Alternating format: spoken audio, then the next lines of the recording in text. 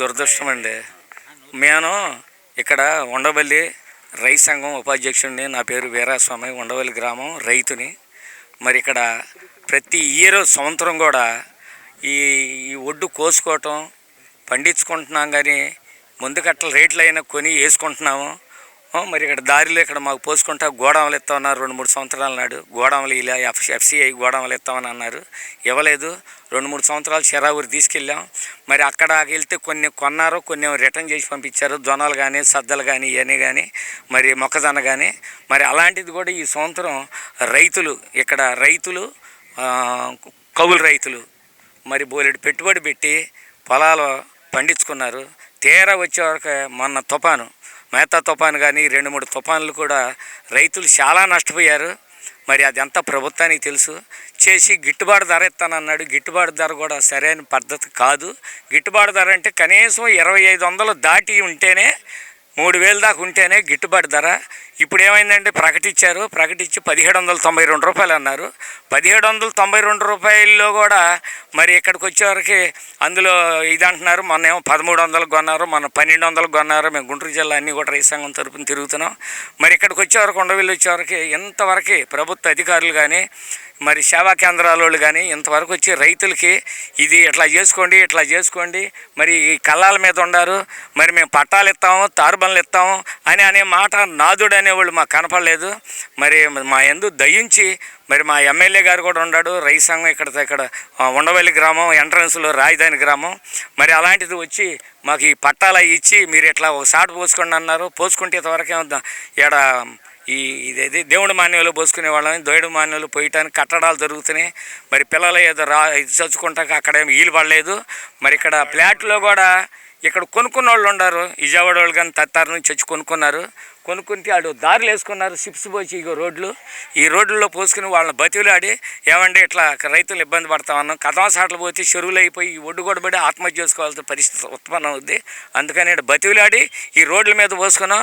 అందుకని మీరు ప్రభుత్వం వారు వెంటనే స్పందించి ERO గారు మా ఈ 1వ కేంద్రం కానీ సేవా కేంద్రాలు వాళ్ళు కూడా వచ్చి రైతులను ఆలకిచ్చి పట్టాల ఇచ్చి బోని సంతులు కూడా ఇచ్చేసి మాకు తక్షణమే కనాలి. రెండోది ఏంటంటే మాకు గోడవ మట్టికి ఇవ్వాల్సిందే, లేకపోతే ఏదన్నా స్థలం మాకు చూపించాలి. ఇప్పుడు ఏంటి ధనామంట 2-3 దుక్కులు ఆనబడింది అనుకో, ఎందుకు పనికిరారు. రైతులు ఆత్మహత్య చేసుకోవడం తప్పితే ఏది లేదు. అందుకని మేము రైతు సంఘం తరఫున మేము కోరేది ఏంటంటే ఇప్పటికైనా మా ప్రభుత్వం వారు స్పందించి రైతులను ఆదుకోవాలి, గిట్టుబాటు ధరలు ఇవ్వాలి. యూరియాలు కూడా అసలు లేదు, లైన్లు ఉండాల్సి వస్తుంది. యూరియా ముఖ్యం, ప్రధానం, అన్నంలోకి కూర లాంటిది అనమాట. ఆ యూరియా కట్టలో ఇమ్మడి తక్షణంగా మా తాడేపల్లి మండలంలో మొత్తం అవి సప్లై చేయాలి. అలాగే 20-20 కానీ DAP కానీ 14-25 కానీ ఈ మందులు కూడా ఏమి లేవు. అందుకని వెంటనే మాకు యూరియా కూడా ఇచ్చేస్తే రెండో పైరు వీటిలో ఏమి రాదండి. ఇప్పటికే 10,000-15 ఏళ్ళు లాసు. అందుకని ఈ లాసు పోగొట్టాలంటే సెకండ్ ఫైర్ ఉంది కదా, కొంతమంది సొంతంగా వేసుకుంటున్నారు. ఒక 10 మంది, దాదాపు 90 మంది కౌలు రైతులు. వాళ్ళు గిట్టుబాటు ధరాలంటే మొక్కజొన్న వేసుకోవాలి. వాటికి మరి ఆ యూరియా కూడా సప్లై చేస్తే అప్పుడు రైతులను ఆదుకున్నట్టు అవుద్ది. అందుకని కూటమి ప్రభుత్వం వారు అర్జెంటుగా స్పందించి రేపొద్దునే కొనుగోలుదారుని కూడా అందరిని పిలిపించి మాకు ఇక్కడ పట్టాలు బళ్ళు అన్నీ కూడా సకాలంగా చేసి రైతులను ఆదుకోవాలని చెప్పి కోరుతున్నాం. లేకపోయిన పక్షంలో మాకు గత్యంతరం లేకపోతే రోడ్డు మీద వెళ్ళి పట్టాలు వేసుకుని ఆ టాటర్లను పెట్టుకుని ఈ వరి కుప్పలు వేసుకుని కూర్చోవాల్సిన పరిస్థితి ఉత్పన్నం అవుద్ది.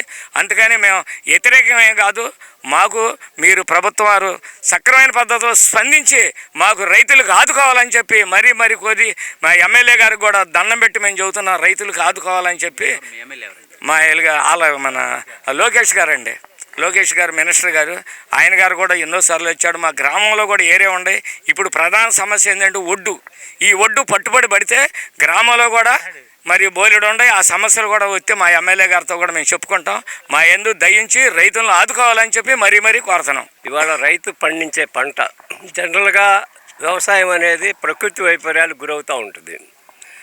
దానికి తోడు మార్కెట్ ఒడిదుడుకులకు కూడా గురవుతుంది. రైతులు ఇవాళ ఎక్కడ కని విని ఎరుగని రీతిలో భారతదేశంలో 5-6 లక్షల మంది ఎప్పుడు 2000 నుంచి 2017 వరకు ఆ 17 సంవత్సరాలు 5 లక్షల మంది పైన రైతులు ఆత్మహత్య చేసుకున్నారు. ఇంకా ఈ మధ్య లెక్కలు తీయాల లెక్కలు తీస్తే ఎన్ని లక్షలు తేల్తాయో తెలియదు.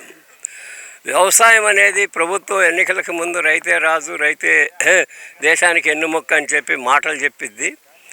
వ్యవసాయాన్ని ఎన్నువిర్చే విధానాలని ప్రభుత్వాలు అవలంబిస్తున్నాయి.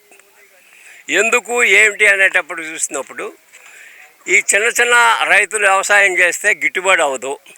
ఇదంతా కూడా కార్పొరేటీకరణ చేయాలి, కాంట్రాక్ట్ వ్యవసాయం చేయాలి, అంతర్జాతీయ మార్కెట్ అవసరాల కోసం ఇక్కడ పంటలు పండించాలి. ఈ దేశ ప్రజలు ఏమైనా ఈ ప్రభుత్వాలకు పట్టని పరిస్థితి.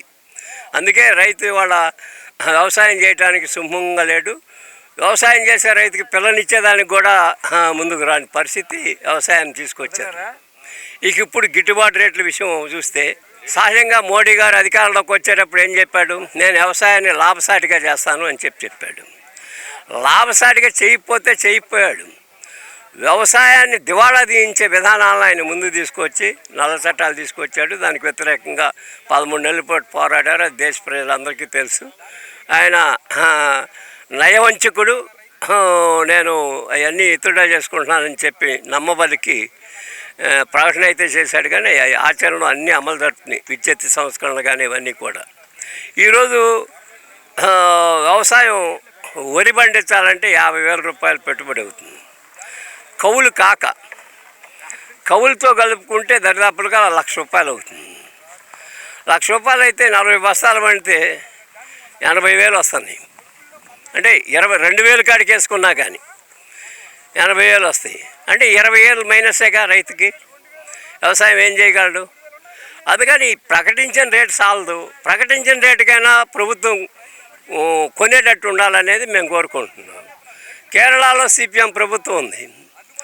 కేంద్రం ప్రకటించిన ప్రతి మద్దతు ధరకి అదనంగా 1,000 రూపాయలు కలిపి ప్రతి పంటకి ఇస్తుంది.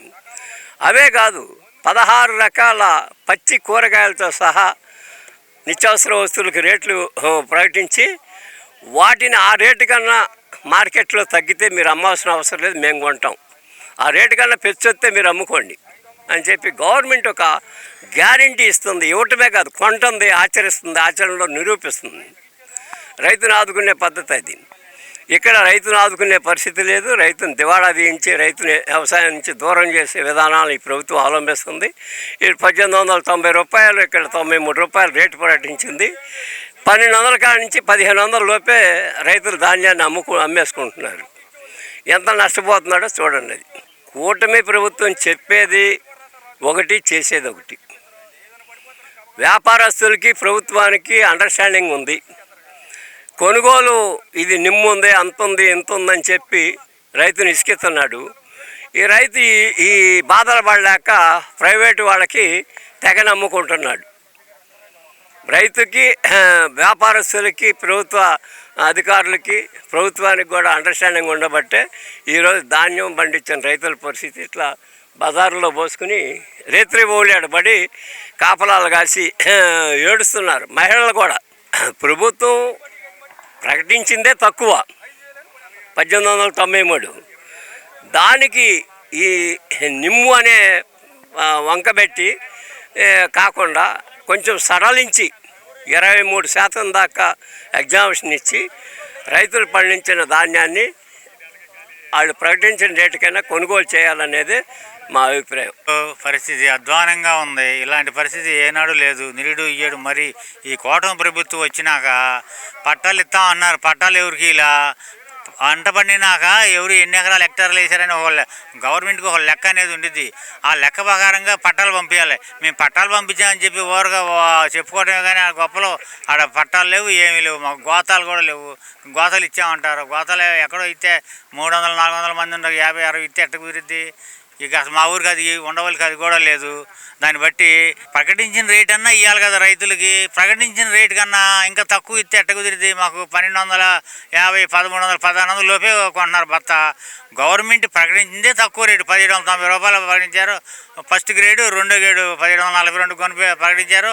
ఆ రేటు ప్రకారంగానే ఇవ్వాలి కదా. ఆ రేటు కూడా ఇవ్వకపోయినా ఇలాంటి బస్సులు ఆత్మహత్య చేసుకోవడానికి ఇంకా కారణంగా ఏముంది?